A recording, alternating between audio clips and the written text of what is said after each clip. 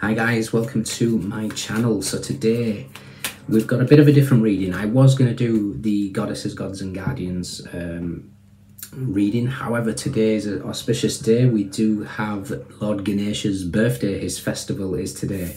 So I've got Lord Ganesha out from the Yogic Path, all set to bring us a message. I have his mantra playing in the background and have the Yogic Path to read what the card says. It's page number 117, could be significant for some of you. So, Ganesha, the god of new beginnings and remover of obstacles. Upright, you are at the beginning of a new venture that is going to bring you great joy and success. Ganesha has been removing the roadblocks placed before you, granting you a smooth transition into this very moment. These roadblocks do not exist outside of you, however. They are the vrittis, the fluctuations of the mind represented by his vehicle, the mouse. When you calm your wavering mind, you are able to overcome any obstacle. Ganesha will continue to bring you good luck, success, and harmony with the sweets of Ananda, the awareness of your true consciousness as bliss. In reverse, has life been feeling a little more difficult than usual, as though you're faced with another obstacle each time you turn a corner? Ganesha, remover of obstacles, also places obstacles in the path of those who need to be reminded of their true nature. Ask yourself, am I living out of my highest integrity? Am I using my skills to help the world? Am I sharing my passion and wisdom with others? Am I giving generously out of true compassion? Write an honest tally up of how you are doing in various areas of your life: career, relationships, community service, wellness and spiritual practice. Note the things you could shift more focus to. When Ganesha sees you are making an effort, he will begin his work of removing obstacles again. Okay, interesting. So, let's do 3 more. We're gonna, did I do that spiel? Possibly. We'll take his energy, what we know, what we don't know, recent past advice and potential outcome. Let's do 1 more. Okay, Lord Ganesha has with us the 7 of Pentacles. There is a lot more growth than you recognise. All these seeds, you only planted 1 seed and they've grown. So, patience is a virtue. I know you're screaming at me, especially Capricorns and Taurus, who I keep saying it to. What do we know? What don't we know? Recent past. Advice. And potential outcome.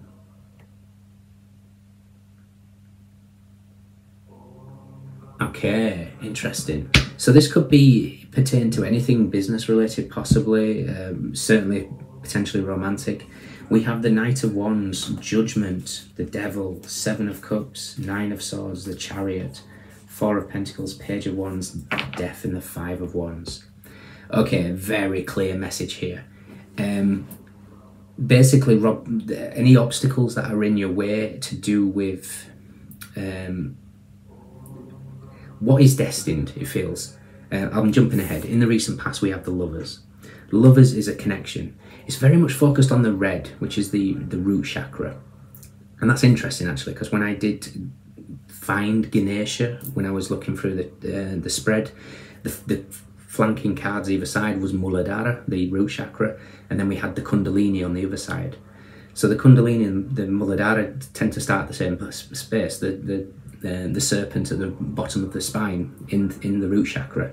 So something has happened in the recent past. There has been a Kundalini awakening, possibly, ready for you to become your highest self, whether this is connected to another person, which it very possibly could be. Ganesha is saying time to take a step back. There's a real energy here of letting the growth take over. We are almost in harvest season. We've had that sun of the summer really beating down, and harvest is coming in the autumn. I'm just looking at the 7 of Pentacles and I'm seeing it in the Yin and Yang Oracle, where it's just harvest is kind of the representation that I'm seeing here.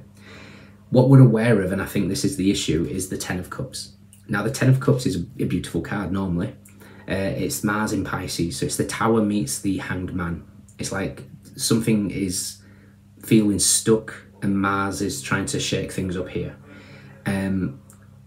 The other aspect that I'm seeing in the Toff deck is it's kind of something that's reached saturation point, to the point where the water is just flooding. If we flood seeds, they don't grow. What we're not aware of is the Ten of Swords.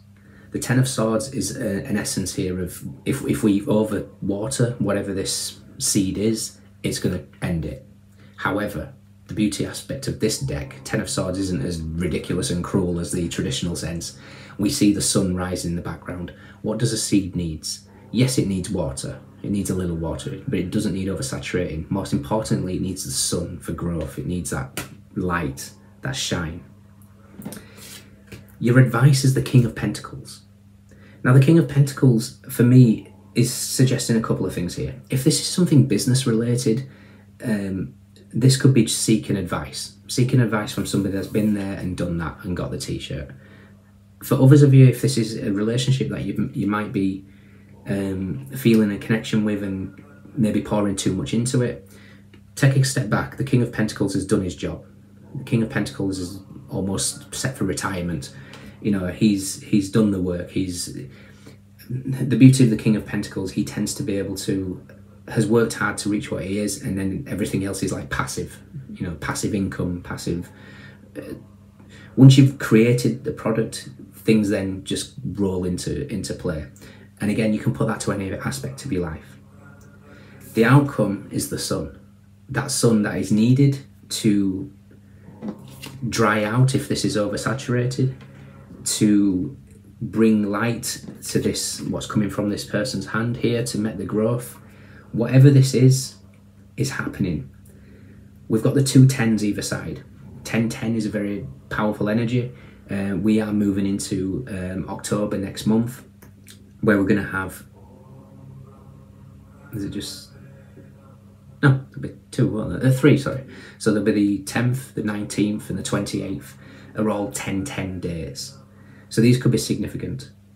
In particular the 28th, because the 28th is also the full moon in Taurus, which is actually attached, because it's an eclipse, is attached to the old nodes. I kind of get the impression here Ganesha is saying, you've done enough, you've started the process. There has been either a connection or an idea or a decision that you've made to better your life, to plant seeds where you want something to grow, whether that's, like I say, work related, business related, relationship related, whatever it is. Passions, creativity. It could be just passions. It could be travel with the Knight of Wands. It could just be ascension. It could be looking at your shadows and getting rid of them. It could be chakra work. So there's a lot of stuff going on here, and interestingly we have the past, the lovers, the future, the sun. Sun in Gemini is also the Ten of Swords. So what we don't realize is everything is getting cleared for what's meant to be. If you're meant to do a certain path, those roadblocks will be cleared. If you're meant to be in a certain relationships, those blocks will be cleared. If you're meant to be the King of Pentacles sitting back and watching the growth of his empire, the blocks will be removed. So I want to check out, because we've already got the Sun in Gemini here with the Ten of Swords, I definitely want to check out the Tower and the Hangman. So I feel like there's going to be a shake-up. I also want to see the Six of Pentacles for the Moon in Taurus.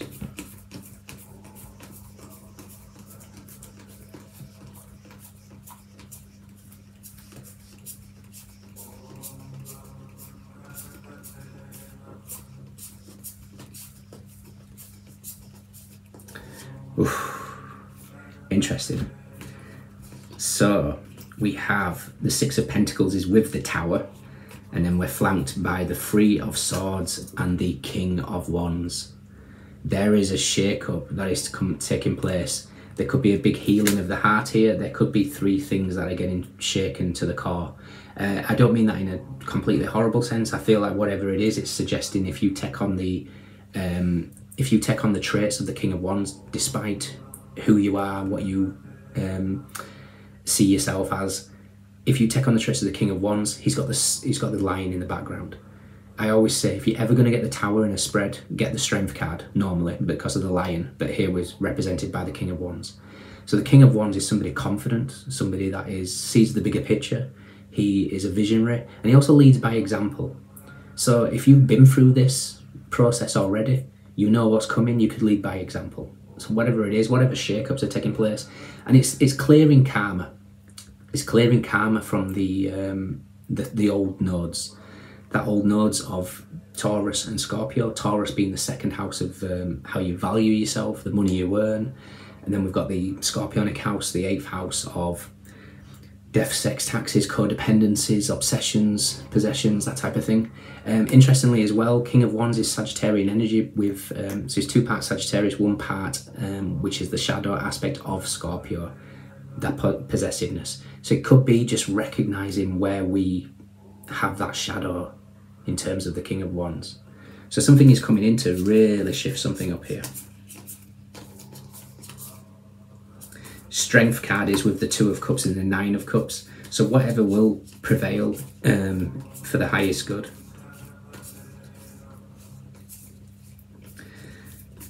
The Hangman is with the Hermit and the 8 of Swords. Yeah, this feels very fated. The Hermit is almost suggesting of pulling away of energies. It could be opposites attract here. You know, the Hermit is 6th house, Hangman being Virgo. The Hangman is 12th house being Pisces. They are complete opposites. It's the yin and the yang. It's the sun and the moon. Interestingly, the 8 of Swords is Jupiter in Gemini, so it's the Wheel of Fortune meets the Lovers. Feels something very, very fated about this event. And interestingly, next year is the Jupiter into Gemini come March time. So let's just quick look at the moon, just staring at the sun there. See its counterpart to represent the eclipses.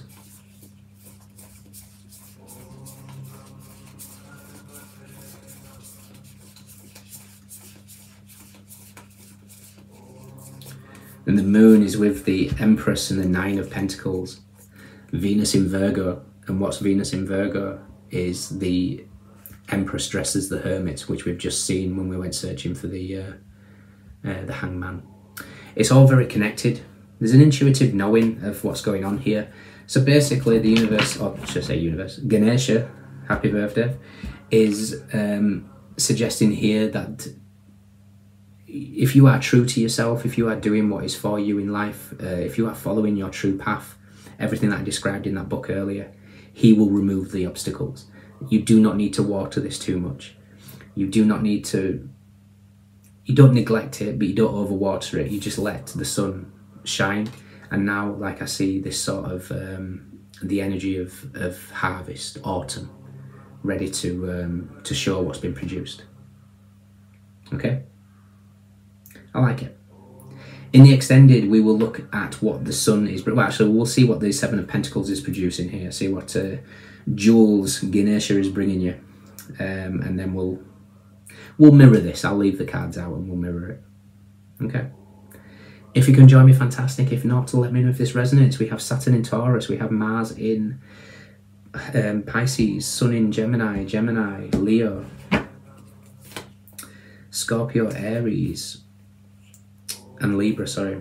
We have Capricorn, Venus in Scorpio, Mars in Gemini, Cancer, Sun in Capricorn, Scorpio, Saturn in Leo, Jupiter in Libra, Saturn in Sagittarius, Libra, Mercury in Virgo, Capricorn, Venus in Aries, Mercury in Aquarius. We have Pentacles, we have Cups, we have Swords, we have Wands. Everyone's here. Those are your standouts. Take care. See you soon.